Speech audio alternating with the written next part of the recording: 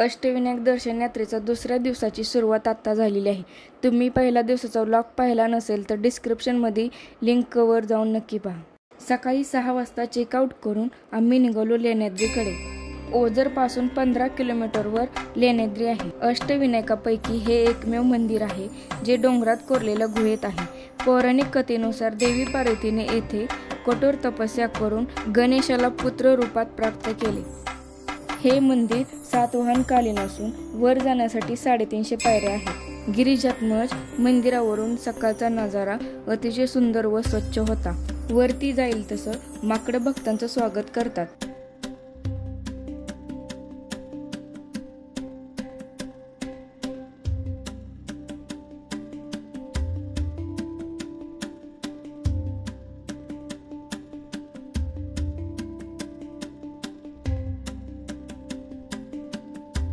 लवकर वरती चढून सगळ्यात आधी आम्ही दर्शन घेतले. तसेच बाहेर आल्यानंतर सूर्यनारायणचे दर्शन झाले. मस्त अशा वातावरणात थोडा वेळ थांबून नजारा पाहिला. काही लेण्या येथे पाहायला मिळतात.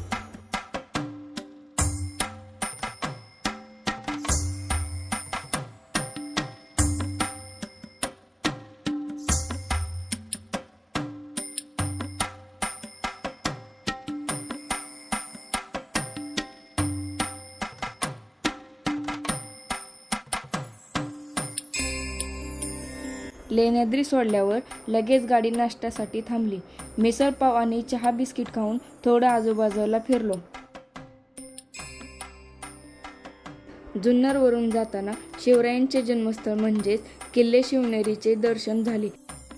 अतिशय भव्य दिव्य असा हा किल्ला आहे.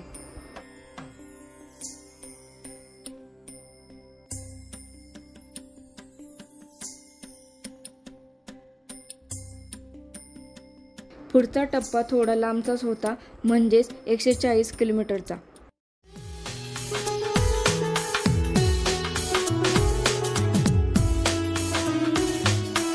नारायणगाव, खेड व तळेगाव MIDC मार्गे आम्ही मुंबई हायवेला लागलो.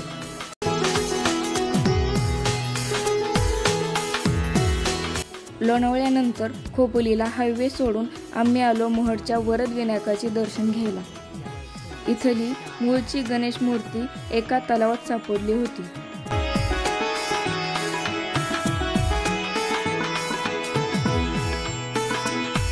हे मंदिर पेशवेकालीन असून मंदिर इच्छापूर्ती गणपतीचे मंदिर असेही ओळखले जाते. दर्शनानंतर उकडीच्या मोदकाचा मोह आवरला गेला नाही. गाडी आता अष्टविनायकातील शेवट मंदिराकडे निघाली. जेवणाची वेळ झाल्याने गाडी हॉटेलला थांबली. ऊन चांगलेच होते, मग कैरीचे पन्ह घेण्यात आले.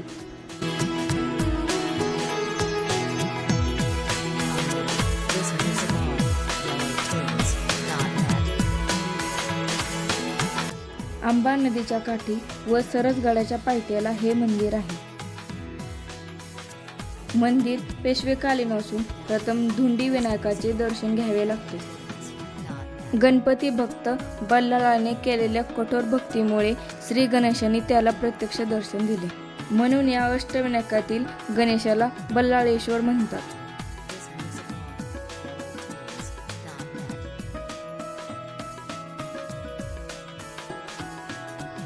दर्शन झाल्यानंतर आम्ही 10 मिनिटं विसावा घेतला.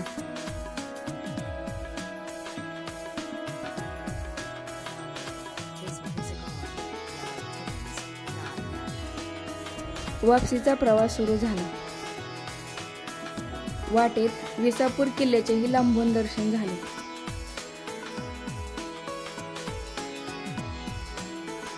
आणि दुरून तिकोना किल्लाही उभा दिसला. भेटूया पुढील ब्लॉगमध्ये. व्हिडिओ आवडला असेल तर नक्की सबस्क्राईब आणि व्हिडिओ लाईक करा.